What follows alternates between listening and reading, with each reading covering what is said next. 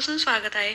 सर्वांना आजचा दिवस शुभ जावो, स्वामी कृपेने तुमच्या सगळ्या इच्छा पूर्ण हो, ही महाराजांच्या चरणी प्रार्थना करते आणि आजच्या व्हिडिओला सुरुवात करते. तर आजच्या व्हिडिओमध्ये आपण अक्षय तृतीयेच्या दिवशी अक्षय कलश कसा भरावा, त्याचबरोबर अक्षय कलश भरण्यामागचं महत्त्व काय आहे आणि या कलशामध्ये भरलेल्या वस्तूंचं नंतर काय करावं, याबद्दलची सगळी माहिती, त्याचबरोबर अक्षय तृतीयेच्या दिवशी जर तुम्हाला मासिक धर्म असेल, सुतक असेल, विटाळ असेल, तर येणाऱ्या कोणत्या वारी अक्षय कलश भरावा, याबद्दलची सगळी डिटेल माहिती आज आपण या व्हिडिओमध्ये बघणार आहोत. सो व्हिडिओ पूर्ण शेवटपर्यंत बघा. आपल्या हिंदू धर्मामध्ये अक्षय तृतीयेला अनन्यसाधारण महत्त्व आहे. 3.5 मुहूर्तांपैकी एक शुभ मुहूर्त म्हणून अक्षय तृतीया सण आपण साजरा करत असतो. तर अक्षय म्हणजे काय होतं, जिचा कधीही क्षय होत नाही, जिचा कधीही नाश होत नाही, तिला अक्षय असं म्हटलं जातं. म्हणून बरेच लोक या दिवशी सोनं चांदी खरेदी करतात. कोणी नवीन काम चालू करतं, तर कोणी नवीन वस्तू खरेदी करतात, कोणी गाडी, कोणी घर, कोणी जमीन खरेदी करतं. तर या सगळ्या गोष्टी खरेदी करण्यामागचं महत्त्वच असं आहे की या दिवशी खरेदी केलेली वस्तू वस्तू किंवा एखादं नवीन चालू केलेलं काम, त्याचा कधीही क्षय होत नाही किंवा ती वस्तू कधीही आपल्याकडून मोडली जात नाही असं म्हटलं जातं.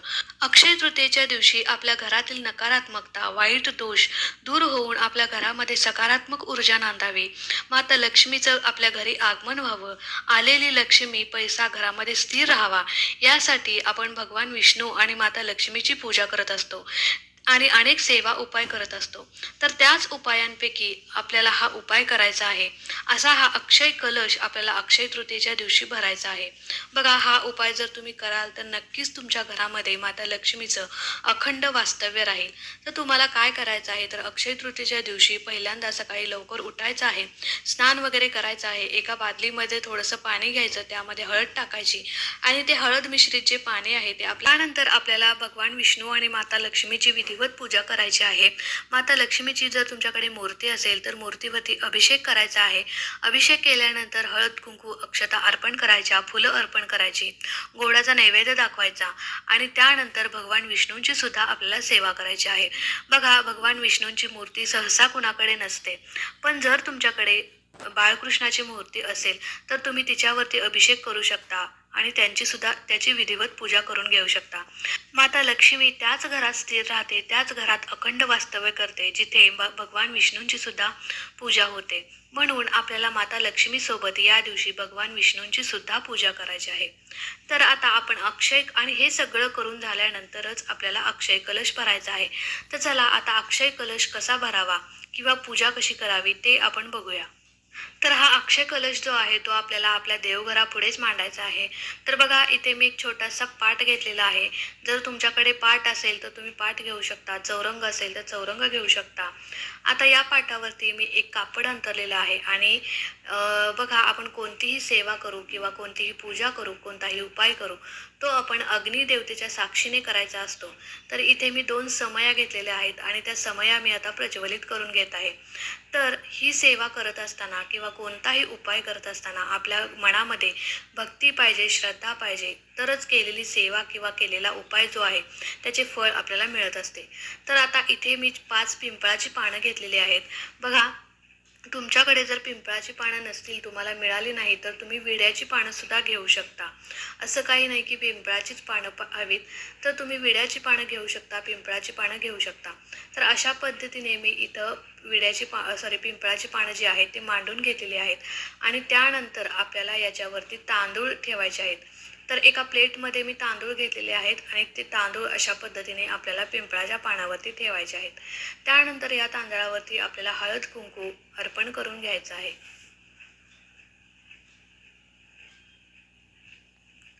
आता हळद कुंकू अर्पण केल्यानंतर बघा, आपल्याला इथे एक दे पिरून घेते. तो कोणताही कलश असेल, तांब्याचा असू दे, पितळेचा असू दे, कोणताही कलश तुमच्याकडे असेल तर तो तुम्ही स्वच्छ करून स्वच्छ धुवून घ्यायचा आहे आणि त्या कलशावरती आपल्याला एक स्वस्तिक, हळदी कुंकवाचं जे स्वस्तिक काढून घ्यायचं आहे.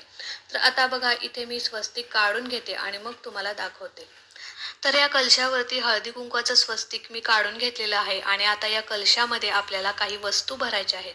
तर बघा, हा उपाय आपण करत आहोत तो फक्त माता लक्ष्मीला प्रसन्न करून घेण्यासाठी, आपल्या घरातील नकारात्मकता, वाईट दोष दूर होऊन घरामध्ये सकारात्मक ऊर्जा निर्माण होण्यासाठी, त्याचबरोबर घरात आलेली लक्ष्मी, पैसा स्थिर राहण्यासाठी आपण ही सेवा किंवा उपाय करत आहोत. तर या कलशामध्ये माता लक्ष्मीला ज्या वस्तू प्रिय आहेत त्या वस्तू आपण या कलशामध्ये भरायच्या आहेत. तर मीठ पहिल्यांदा आपल्याला खडं मीठ जे आहे ते लक्ष्मीकारक मानलं जाणून घ्यायचं आहे. जर तुम्ही पण ही सेवा किंवा उपाय करत आहोत, तर या कलशामध्ये माता लक्ष्मीला ज्या वस्तू प्रिय आहेत त्या वस्तू आपण या कलशामध्ये भरायच्या आहेत. तर मीठ पहिल्यांदा आपल्याला खडं मीठ जे आहे ते लक्ष्मीकारक मानलं जातं. दर पौर्णिमेला किंवा दर अमावस्येला आपण मिठाचे अनेक उपाय करत असतो. तर पहिल्यांदा आपल्याला यामध्ये खडं मीठ घालून घ्यायचं आहे. जर तुमच्याकडे खडं मीठ असेल तर खडं मीठ घाला, नसेल तर साधं मीठ घातलं तरी चालेल. त्यानंतरची माता लक्ष्मीची आवडती वस्तू म्हणजे वेलदोडे. बघा, वेलदोडे सुद्धा माता लक्ष्मीला अतिशय प्रिय आहेत. तर तुम्ही 11, 7, 21 किंवा 5 या शुभ अंकांनी मेजून तुम्हाला 11 वेलदोडे यामध्ये घालायचे आहेत. तर इथं मी 11 वेलदोडे घातलेले आहेत. त्यानंतर त्यानंतर दुसरी गोष्ट म्हणजे माता लक्ष्मीला अतिशय प्रिय असणारी ती म्हणजे लवंग. बघा, इथे सुद्धा मी 11 लवंगा घेतल्या आहेत. पण लवंगा घेताना तुम्हाला एक काळजी घ्यायची आहे. ती लवंग जी आहे ती कुठेही तुटली नसलेली पाहिजे, मोडली नसलेली पाहिजे, किंवा जे लवंगाचं जे फूल असतं बघा, ते पूर्ण फूल असलेली लवंग आपल्याला घ्यायची आहे. तर कुठेही तुटलेली फुटलेली लवंग आपल्याला घ्यायची नाही आहे. तर अशा प्रकारे 11 लवंगा मी इथे घेतलेल्या आहेत आणि त्यासुद्धा मी या कलशामध्ये भरणार आहे आणि त्यांची विधिवत पूजा आपल्याला करायची आहे. बघा, या सगळ्या वस्तू आपण यामध्ये भरलेल्या आपल्याला करायच्या आहे. बघा, या सगळ्या वस्तू आपण यामध्ये भरलेल्या आहेत आणि त्यानंतर मी त्याच्यावरती हळद आणि कुंकू अर्पण करत आहे.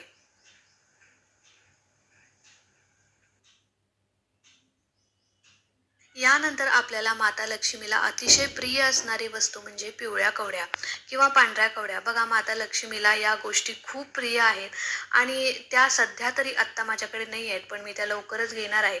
जर तुमच्याकडे पिवळ्या कवड्या असतील तर 5, 7 किंवा 11 या शुभ अंकाने मेजून तुम्ही यामध्ये भरायचे आहेत. त्यानंतर माता लक्ष्मीची आवडती दुसरी वस्तू म्हणजे केसर.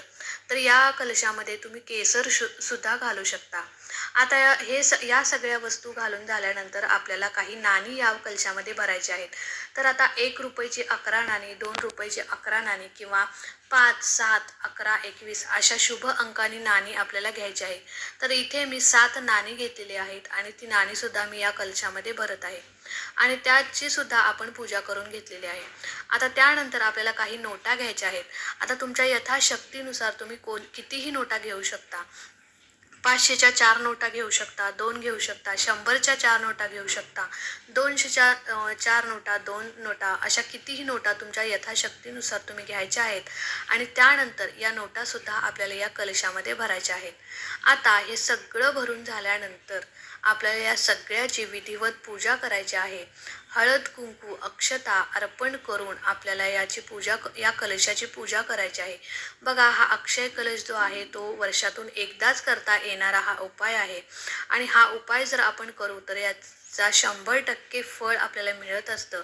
माता लक्ष्मी आपल्या घरामध्ये अखंड नांदत असते असं म्हटलं जातं.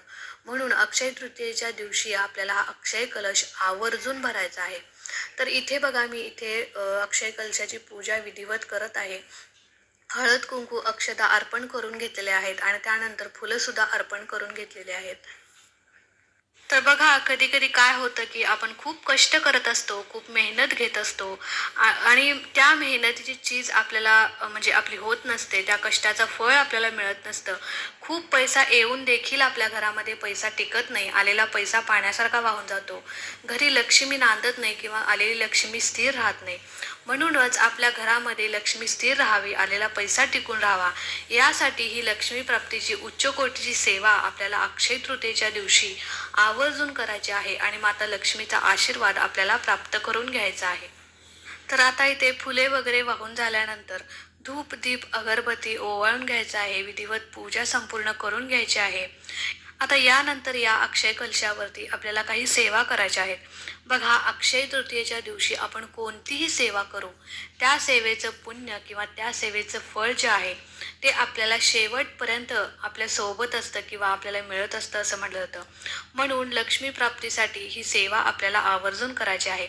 आता सेवा काय करायची बघा, तुम्हाला देवघरापुढे म्हणजे या अक्षय कलशाच्या पुढे बसूनच तुम्हाला सेवा करायची आहे. तर पहिल्यांदा तुम्हाला श्री सुक्त 16 वेळा म्हणायचं आहे. पण श्री सुक्त म्हणताना काय करायचं की पहिल्यांदा 15 वेळेस श्री सुक्त म्हणत असताना फलश्रुती म्हणायची नाही. 16व्या वेळी ज्यावेळी तुम्ही श्री सुक्त म्हणाल त्याच वेळी तुम्हाला फलश्रुती म्हणायची आहे. तर अशा प्रकारे आपल्याला श्री सुक्त म्हणायचं आहे.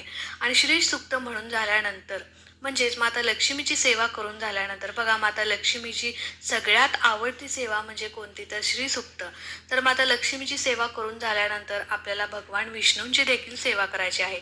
आणि आपल्या सगळ्यांना माहीत आहे की भगवान विष्णूंची सेवा जिथे होते तिथे माता लक्ष्मी अखंड वास्तव्य करत असते. त्या घरातून माता लक्ष्मी कधीही जात नाही, निघून जात नाही असं म्हटलं जातं.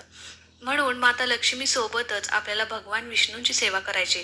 आता सेवा कोणती करायची, तर आपल्याला श्री सुक्त म्हणून झाल्यानंतर एकदा विष्णू सहस्त्रनामाचं पठण करायचं आहे. विष्णू सहस्त्रनाम जर तुम्हाला पाठ नसेल किंवा वाचता येत नसेल तर तुम्ही यूट्यूबला सुद्धा लावून देऊ शकता, श्रवण करू शकता.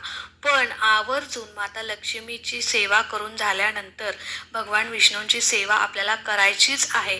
विष्णू सहस्रनामाचं एकदा तरी पठण किंवा श्रवण आपल्याला करायचं आहे. तर अक्षय तृतीयेच्या दिवशी हा अक्षय कलश जो आहे तो दिवसभर आपल्याला असाच ठेवायचा आहे.